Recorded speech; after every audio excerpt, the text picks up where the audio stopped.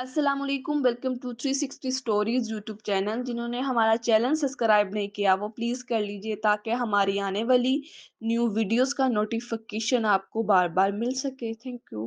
مار نہیں پیار کے اثرات، عدالت عظمیٰ نے استاد کی لاج رکھ لی۔ طالب علم نے عدالت کے حضور درخواست گزاری تھی کہ اسے اسکول والوں نے نکال دیا ہے، دوبارہ داخلہ دیا جائے۔ وجہ اسکول سے اخراج کی مسکنڈکٹ بتائی گئی تھی۔ عدالت عظمیٰ کے 3 معزز ججوں پر مشتمل بینچ نے سماعت کی، جس کی سربراہی خود چیف جسٹس آف پاکستان کر رہے تھے۔ طالب علم کے وکیل کا موقف تھا کہ اسکول والے ہمیشہ کے لیے اسکول سے کسی کو خارج نہیں کر سکتے۔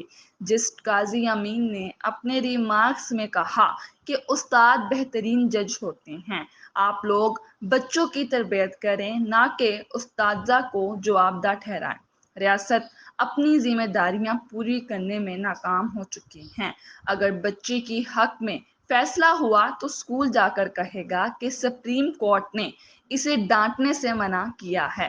استاد بچے کو غلط کام سے روکنے سے دشمن نہیں بن جاتا۔ چیف جسٹس نے کہا کہ تعلیم تو گھر میں بھی حاصل ہو سکتی ہے، اسکول ڈسپلن کی پاسداری کے لیے ہوتا ہے۔ والدین آن لائن تعلیم سے ناخوش تھے، بچے بگڑ رہے تھے۔ بچہ جب اسکول جاتا ہے تو اسے ضابطہ اخلاق کا علم ہوتا ہے۔ ہماری کلاس میں کسی نے ایسی حرکت کی ہوتی تو اسے سزا ملتی تھی۔ جسٹس قاضی امین نے کہا کہ کلاس میں ملنے والی سزا کی بدولت ہی ہم یہاں بیٹھے ہیں۔ عدالت عظمیٰ نے طالب علم کے اسی اسکول میں دوبارہ داخلے کی درخواست مسترد کر دی۔ عدالت عالیہ بھی اس درخواست کو مسترد کر چکی تھی۔ اپنے ہاں چند سالوں سے مار نہیں پیار کا نعرہ نما حکم دیا گیا۔ پہلی ترجیح کی حیثیت سے اس پر دنیا بھر نے عمل کیا گیا۔ حکومت نے تو عمل کروا لیا، مگر اس آزادی کے اثرات بد پھیلنے میں بھی زیادہ دیر نہیں لگتی۔ بچے بے خوف ہوتے گئے اور وقت آیا کہ بات بدتمیزی تک جا پہنچی۔ اسکول میں چونکہ مختلف مزاج کے بچے اکٹھے بیٹھتے ہیں، اس لیے استاد کو مسائل کا سامنا رہتا ہے۔ اگر کلاس میں ڈسپلن ہوگا تو استاد بچوں کو تعلیم دے سکے گا۔ ہنگامہ آرائی، شرارت اور شور میں کوئی پڑھائے گا کیا اور کوئی پڑھے گا کیا؟ ایسے میں تعلیم کا حرج ہی نہیں ہوتا، بات استاد کے احترام سے ہوتی ہوئی دوسرے طلبہ کی حق تلفی وغیرہ تک بڑھ جاتی ہے۔ مار نہیں پیار کے حکم کے تحت استاد کو پابند کیا گیا کہ وہ بچے کو جسمانی سزا نہیں دے گا، جسم کے کسی حصے کو تکلیف نہیں پہنچائے گا، بچے کو گھور کر نہیں دیکھے گا، ذہنی طور پر پریشان نہیں کرے گا، گویا کسی بھی صورت میں بچے کو کچھ بھی نہیں کہے گا۔ اس قانون کی خوبی یہ ہے کہ یہ صرف بچے کی آزادی اور استاد پر پابندی کا قانون ہے۔ اس میں جہاں استاد کو قانون کے خلاف ورزی پر جوابدہ قرار دیا گیا ہے، وہاں بچے پر کسی قسم کا کوئی ضابطہ لاگو نہیں کیا گیا، یعنی استاد مکمل پابند ہے اور طالب علم مکمل آزاد۔ یہ انوکھا دستور صرف تعلیمی اداروں میں ہی جاری کیا گیا، جہاں نئی نسل کی آباری اور تیاری کی جانی ہوتی ہے۔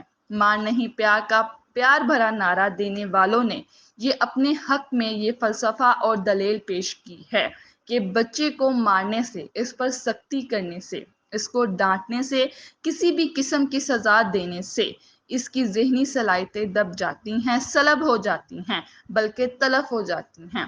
اس کا کچا ذہن پھلنے پھولنے سے مرحوم رہ جاتا ہے، الٹا اس کے ذہن میں انتقام اور نفرت جیسے جذبات پرورش پانے لگتی ہیں۔ ایسے بچے بڑے ہو کر معاشرے کا ناسور بن جاتے ہیں۔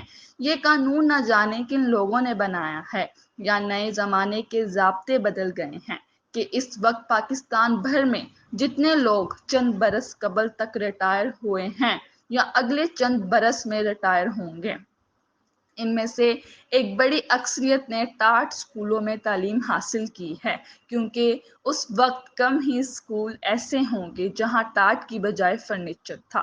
ہاں البتہ اپنے ہاں نہایت ہی اقلیت نام نہاد اشرفیہ تب بڑے نجی اسکولوں میں پڑھے، اور اس وقت حکومتی عہدوں پر قابض ہیں، جبکہ سرکاری ملازمتوں میں انہی لوگوں کی اکثریت ہے جنہوں نے مار نہیں پیار کے دلکش نعرے سے قبل تعلیم حاصل کی اور اس ماحول سے پوری طرح مستفید ہوئے۔ سزا کے جس قدر تقاضے تھے وہ بھی سب نبھائے گئے۔ گزشتہ دنوں وزیر اعظم پاکستان عمران خان نے چند وفاقی وزراء کو بہتر کارکردگی پر تعریفی استاد سے نوازا۔ ان کی اس تقسیم پر کون سا وزیر خوش ہے اور کون سا ناراض یا پریشان، یہ الگ کہانی ہے۔ اس موقع پر انہوں نے قوم کو بتایا کہ ترقی اور بہتری کے لیے جزا اور سزا کی اہمیت سے انکار نہیں کیا جا سکتا۔ یہ تو ان لوگوں کی بات ہے جو مختلف پارٹیوں کے گھاٹ سے پانی پی چکے ہیں، وسیع تجربہ رکھتے ہیں، منجے ہوئے لوگ ہیں۔ کچے ذہن اور نوآموز بچوں کے بھی غلط اور درست سمجھانے کے لیے کسی جزا اور سزا کی ضرورت کیوں نہیں؟ سزا میں تخفیف اور اعتدال ہونا تو بہت ضروری ہے۔ بچوں کو بے دردی سے، ظالمانہ پٹائی سے گریز ضروری ہے، مگر کسی بھی صورت میں صرف بچوں کو سزا سے استشفا حاصل ہوتا ہے اور استاد کو ہر صورت میں سزا ملنا کہاں کا انصاف ہے؟ ایک استاد بچے کو کھڑا کر کے ڈانٹ دے تو اس کی شامت آ جائے، مطلع طلبہ بے عزتی، سزا اور بھی نہ جانے کیا کچھ، اور بچہ استاد کے احترام کو پاؤں کی ٹھوکر پہ رکھے اور سرے عام استاد کی توہین کرے تو اسے کسی رکاوٹ کا سامنا نہ کرنا پڑے۔ اس آزادی کے برے اثرات آگے آنے والے چند سالوں میں ایک عذاب کی صورت قوم پر نازل ہونا شروع ہو جائیں گے۔ عدالت عظمیٰ نے اساتذہ کے سینے پر موم دھلنے والوں کا راستہ بند کر کے ایک قابل تحسین فیصلہ صادر کیا ہے۔ شکریہ عدالت عظمیٰ، مبارکباد محنتی اور قابل احترام اساتذہ۔